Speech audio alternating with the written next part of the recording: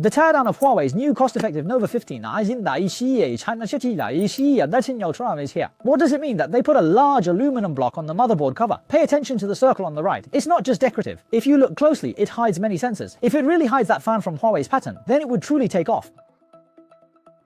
Huawei's Nova 15 Ultra just launched today. I bought one for $44.99 from a store for a teardown. This phone boasts even stronger front and rear dual macro cameras than the Mate 80 Pro Max, plus super durable body materials, and the decision to use last generation's Kirin flagship chip, the Kirin 9010, truly reminds me of the feared Nova 6 with its Kirin 990 once instilled in the tech community. My first impression after getting this machine is that it's super thin and light. Even with the screen protector, it's only 6.99mm. If I peel that off, it should be the officially stated 6.8mm. Comparing it with my X8 Ultra, wow, this is just so much thinner. And this generation's frame has also become a metal frame. I confirmed with customer service, its midframe is aluminum and the glossy metal on the green version is also aluminum. Compared to the previous generation 14 Ultra's polymer and metal composite midframe. This improvement in texture is truly significant, and overall it looks, I think, a lot like that Wally phone we were playing with the other day, doesn't it? Looking at the circle on the right, it wasn't designed this way just for symmetry. If you look closely, you'll notice that the circle hides many sensors. See, one here, one there, and another one here. What exactly are these for? We'll disassemble it later to find out. The front of the device features a pure flat screen design. At the launch event, they mentioned this screen is the first to use anti-reflective Kunlun glass. Let's compare it with the Samsung S15 Ultra, which also has AR anti-reflection. How come Samsung's anti-reflection feels so much stronger? Oh, I just looked it up. This anti-reflective screen is only on the 1TB version. My 512GB version doesn't get it. Now, let's compare the screen brightness with its direct competitor, the Honor 500 Pro. To the naked eye, it appears that Huawei's display is noticeably brighter, and then we'll compare this year's very popular dark contrast feature. Visually, Huawei's also seems a little darker, but the difference isn't significant. Both devices are considered to be of an extremely excellent standard. For those who enjoy watching movies while cozy in bed, both these phones are ideal. The Honor 500 Pro uses an ultrasonic in-display fingerprint for screen unlocking, offering high speed and success. Meanwhile, the Huawei Nova S15 Ultra adopts a side-mounted unlocking solution. This side fingerprint also boasts very high unlocking speed and accuracy. What's more, this Huawei side fingerprint has another great feature. It can serve as the phone's camera button. You can slide on it to zoom, and a light press will take a photo. Okay, that's enough for the exterior for now. What exactly is hidden inside this phone's casing? The phone's specifications sound very high, but have the internal components been skimped on? Let's just start disassembling it. Or once I got my hands on it, I used the screen removal tool to pry up this back cover. Oh my, this really took every ounce of my strength. I finally managed to get this back cover separated. This IT69 adhesive, let me tell you, it's no exaggeration. Especially if you look at the area right above the camera module, it's completely covered in structural adhesive. They certainly weren't playing around. The back cover is made entirely of fiberglass material. Its advantages, it's drop-proof and quite light. Huawei now uses fiberglass back covers across its entire lineup, and the D-Flex cable's interface on this back cover. Buffer foam has been added, mainly for drop and impact protection. Okay, let's quickly check what sensors are hidden in this circle on the back cover. First up, the first one is its rear macro camera. The second opening, well, that's its flicker sensor. Many of you might be quite unfamiliar with this particular term. In reality, it's simply an anti-flicker sensor. So, if the lighting you're capturing happens to have any flickering with this sensor, the footage you record will no longer show any flickering. Or further down, this hole is the microphone, and this one is a rear microphone. The Nova S15 Ultra's body has 3 noise-cancelling microphones to support two-way call noise reduction. Okay, now let's take a look at the internal structure of this phone. From 1 to 91, how many points would you give it? Honestly, Huawei phones consistently have a very high degree of internal customization. So let's first remove this motherboard cover. Wow, I just mentioned Huawei's high customization and it immediately showed me. Just this motherboard cover is split into 4 parts. First, this bottom left piece is a shield for the ribbon cable connector. Connected beneath this board is its wireless charging module. The Nova S15 Ultra supports 50-watt wireless fast charging. It's really impressive for the Nova series to have such high-power wireless charging. Oh, this section in the middle on the left is a lens frame. I checked the top left corner and found no substantial function. Based on this small foam piece, it's likely there to secure the ultra-wide angle flex cable in the top left. The main focus is the motherboard cover on the right. Besides the macro camera, flicker sensor, and microphone we just mentioned, it also houses an ambient light sensor, a dual-tone flash, and an infrared emitter. This year, dual-tone flash on smartphones is actually quite rare, you know. Oh, and this is a laser autofocus sensor. Whoosh! Hey, in the middle of this motherboard cover, what's this metal lump? Let me see what this is. Huawei's design is a bit strange. No, it's glued on. Let's pry it open. Okay, let's reveal the answer. It's it really is just a metal block. Tapped it. Considering its weight, it should be an aluminum block. I really don't get this. Does anyone in the comments, any experts, know what this is?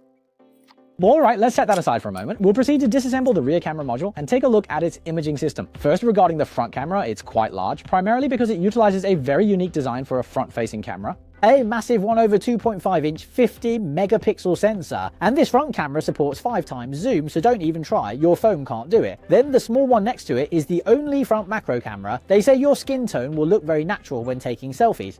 Okay, let's compare. The front and rear macro camera specifications are identical, so the dynamic island on the front of the screen is for macro photography, not for 3D facial recognition. Next, let's look at the rear camera section. First, the main camera, judging from its parameters, should be a 1.56 inch 50 megapixel RYYB array Starlight SC550XS sensor. This is the same main camera as the standard version of the Mate 70, and it also supports a 10-stop variable aperture. Let me show you the effects of this variable aperture. What do you think? It's quite stunning, right? By opening and closing these blades, you control the light entering the lens. Now, other brands are no longer using this variable aperture tech because Huawei has tightened its patents. Next up is the Starlight SC5 Mon, HC 50 megapixel RYYB ultra wide angle, and a 3.7 times RYYB periscope telephoto lens. This structure seems to be similar to Oppo's inverted periscope telephoto, and this inverted design can greatly reduce the space occupied by the periscope lens inside the phone body. So, since this 15 Ultra is equipped with both front and rear macro cameras, let's go ahead and compare it with its own sibling, the Honor 500 Pro. The rear camera's photo quality, Honor has already achieved truly excellent results. Compared to Huawei's color reproduction, Honor tends to be a bit brighter and more vibrant, which is quite pleasing to the eye. However, Huawei's color reproduction is indeed very accurate. Let's switch to the front-facing camera and try again. Huawei's color reproduction here is truly excellent. Next, we'll proceed to remove this top speaker. You can see the supplier is from Gore-Tex Acoustics. This top speaker is also quite large. Most devices we've disassembled in this class this year are typically 1012 spec. I can't measure the exact size of this sound unit, but it's definitely much bigger than a 1012. After all the components on the motherboard have been removed, you can clearly see that the Nova 15 Ultra's cooling is quite impressive. For example, the periscope telephoto lens and the main camera, their corresponding positions both have slots for direct wireless heat dissipation, and the processor's corresponding position also has a very large slot for direct wireless heat dissipation. Now let's remove the shielding cover. Once it's off, you can see that this motherboard design is truly unique. Look closely at this chip with the HiSilicon logo, Chi36B0. This is the model for the Kirin 9010S, and for the Kirin 9020, it's Hi36C0. What's strange about this design is that there's actually nothing on top of it. For most phones, their RAM is usually packaged together with the SoC. Let's look further down. The RAM is placed separately here. Apart from the SoC, I'm not sure why it's designed this way. Perhaps for better heat dissipation or a modular design, I don't know. Those who are knowledgeable can share in the comments. Because the camera module takes up a lot of space, the motherboard as a whole still uses a double layer stacked board design. So let's keep disassembling. The card slot has 2 holes, one on each side. I'm currently unsure which to plug in, so I'll just try the right one first. Oh, by the way, make sure you don't plug into the wrong 2 ports. The card slot is horizontally designed. This setup effectively compresses the charging port's volume, freeing up more space for the battery. With the charging port board removed, we see it supports 100-watt wired charging. However, the Nova 15 Ultra's transfer rate is only USB 2.0. Okay, let's remove the bottom speaker. 接着我们把右下角的音刷拆下来 ，OK， 可以看到的是一颗来自横电东磁的离子塞给内闸声音马达。该说不说啊，这台的 MI 直径内的出镜率是怎么样的？不知道它是不是有什么技术突破。Now let's discuss the battery. Nova 15 Ultra 不像跟 Mate 70 Air 并列华为7的6500毫安，生产商呢是深圳的新奥达智能科技，采用的是一个单电型加双关节的品牌，使用寿命更长，充电速度也较快。这个配置下来，达成系还有芯片，那需要来自来自南京的来个手机传媒上，那这台的话，应该说真的有点让人觉得独有的出来，就是为了得其知道它是有还有那个一枝独放。那这个台湾15万卡，难道它现在性价比大于华为设计的4价版本竞争力还有生产商呢是深圳的新奥达智能科技，采用的是一个3线的华为Mate 70，使用寿命更长，有更高的卡芯，就这个电池容量配上红红系统。还有芯片，它需要就是完全跟南京大我们来比，一方面699，那这台的话，它真的就算整个把15万就在得气，而且重点还有那个都如官方质检，还来10万。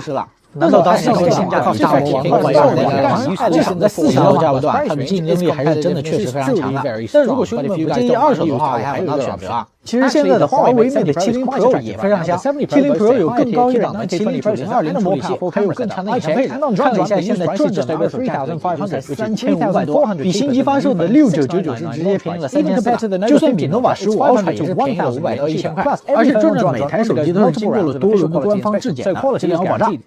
但是我还是搞不懂啊，这块铁块到底是干啥的呀？你知道吗？